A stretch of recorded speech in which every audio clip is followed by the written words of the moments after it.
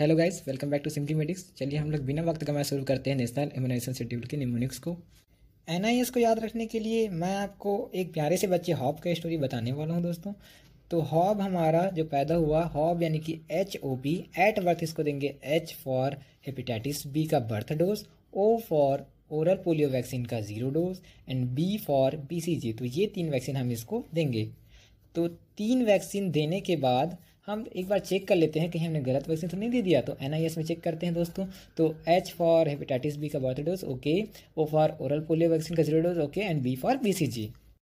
आगे बढ़ेंगे 6 वीक की तरफ। तो 6 वीक में बच्चा फिर प्रो बन गया निमोनिक्स का सहारा लेकर। तो फिर प्रो बना निमोनिक्स का सहारा लेकर, यही ट्रिक है दोस्तों 6 वीक को याद करने के लिए। तो फिर का मतलब FI फॉर FIPV और प्रो मतलब P for penta, R for रोटा, O फॉर OPV, सारे का फर्स्ट डोज। और निमोनिक्स का अगर बात किया जाए तो मैं जानता हूँ दोस्तों आप निमोनिक्स के स्पेलिंग पे फोकस कर रहे हैं, और मैं ये भी जानता हूँ कि ऐसा निमोनिक्स का स्पेलिंग लिखने के बाद मुझे खुद नर्क में जगह नहीं मिलने वाली, लेकिन ऐसा निमोनिक्स से हमें मिला निमोकोकल कंजुगेट वैक्सीन का फर्स्ट डोज। तो हमें 6 वीक में क्या क्या मिला दोस्तों। तो फिर मतलब FIPV, प्रो मतलब P for penta, R for रोटा, O फॉर OPV और निमोनिक्स का यूज़ किया मतलब निमोकोकल कंजुगेट वैक्सीन, और सारे का 6 वीक में फर्स्ट डोज रहेगा दोस्तों। NIS में चेक कर लेते हैं FIPV और PCV का फर्स्ट डोज और प्रो यानी कि पेंटा, रोटा और OPV का फर्स्ट डोज। ठीक है, अब आगे बढ़ते हैं। आगे अब हम लोग देखेंगे 10 वीक के लिए। तो 10 का 0 जो है उसका मैं बाहर निकाल के लिखूंगा O for only pro. Pro का मतलब है दोस्तों P से पेंटा, R से रोटा, O से OPV, आप जानते ही हो।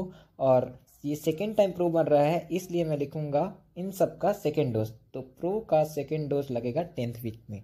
NIS में चेक कर लेते हैं 10th वीक में प्रो यानी कि पेंटा, रोटा, OPV का सेकेंड डोज।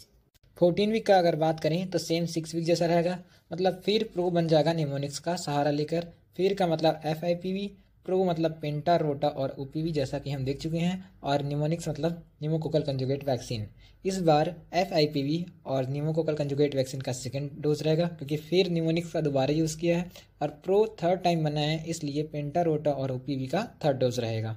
आइए एक बार NIS से चेक कर लेते हैं। तो FIPV का सेकेंड डोज, PCV का सेकेंड डोज और प्रो का थर्ड डोज। अब दोस्तों अगर हम लोग 9 मंथ की तरफ आगे बढ़ें तो 9 मंथ में बच्चा थोड़ा सा बड़ा हो गया रहेगा और मिस्टर बन जाएगा। तो 9 मंथ में ट्रिक है हमारा, मिस्टर JE निकाल लेगा विटामिन A खा के और निमोनिक्स का भी सहारा लेके। अब देख लेते हैं कि इस ट्रिक का हमें इस्तेमाल कैसे करना है। तो 9 मंथ में मिस्टर JE निकाला, तो मिस्टर का मतलब MR1 मिजल्स रूबेला 1, JE का मतलब जापानीज इनकेफेलाइटिस 1 JE1, और विटामिन A खा के और निमोनिक्स का भी सहारा लेके। तो विटामिन A खा के का मतलब है विटामिन A, और निमोनिक्स का भी सहारा यानी कि निमोकोकल कंजुगेट वैक्सीन का B डोज यानी कि बूस्टर डोज, तो PCV का B डोज। तो 9 मंथ का हमारा ट्रिक है दोस्तों, MR JE निकाल लिया विटामिन A खा के, निमोनिक्स का भी सहारा लेके। अब NIS में एक बार इसको देख लेंगे। तो 9 मंथ में मिस्टर JE निकाला यानी कि MR JE1 और vitamin A and PCV B dose. ये हमारा कंप्लीट हो गया दोस्तों 9 मंथ का। अब 16 to 24 मंथ का अगर हम बात करें तो दीप्ति नाम की एक लड़की होती है जो OPV का बूस्टर डोज देती है मिस्टर को, और दोबारा से JE निकाल लेता है। तो हमारा ट्रिक है, दीप्ति ने बूस्टर डोज दिया OPV का, फिर दोबारा से MR JE निकाल लिया। तो दीप्ति का मतलब है DPT फर्स्ट बूस्टर डोज, और OPV का OPV बूस्टर डोज, और MR JE निकाल लिया यानी कि MR JE का इस बार सेकेंड टाइम निकाला है इसलिए सेकेंड डोज।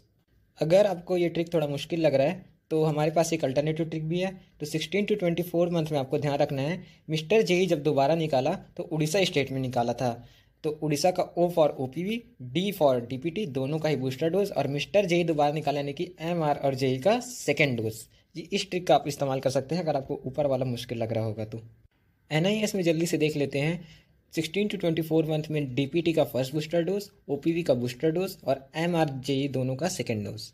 आगे अगर हम बात करें जब बच्चा थोड़ा सा बड़ा हो जाएगा यानी 5 to 6 ईयर्स का, तो जब बच्चा इतना बड़ा हो जाएगा तो दीप्ति दोबारा बूस्टर डोज देगी इसे, जब ये 5 to 6 ईयर का हो जाएगा तो दीप्ति दोबारा बूस्टर डोज देगी का मतलब है DPT का सेकेंड बूस्टर डोज।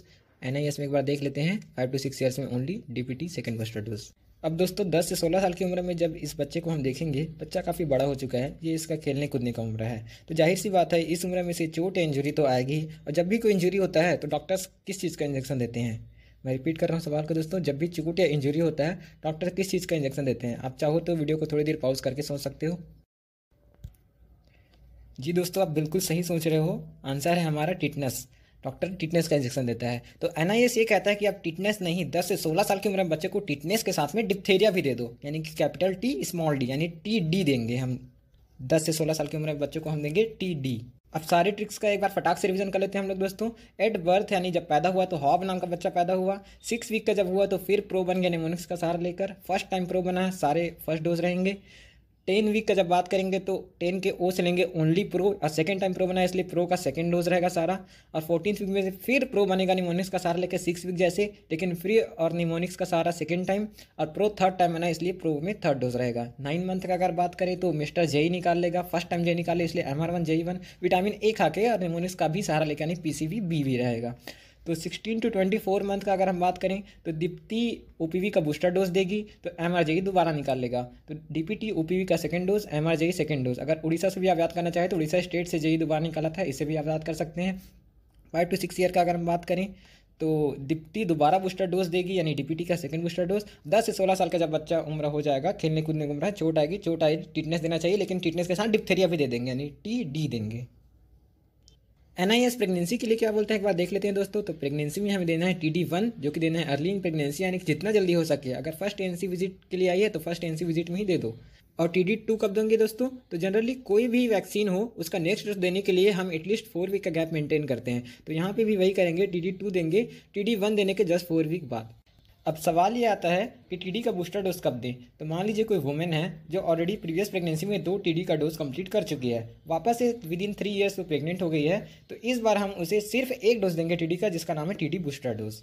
इसी के साथ हमारा एनआईएस का वीडियो कंप्लीट हुआ दोस्तों। आप चैनल पर बने रहिए क्योंकि जल्द ही मैं लाने वाला हूँ अगला वीडियो वैक्सीन के route of administration, site of administration और डोज के ऊपर।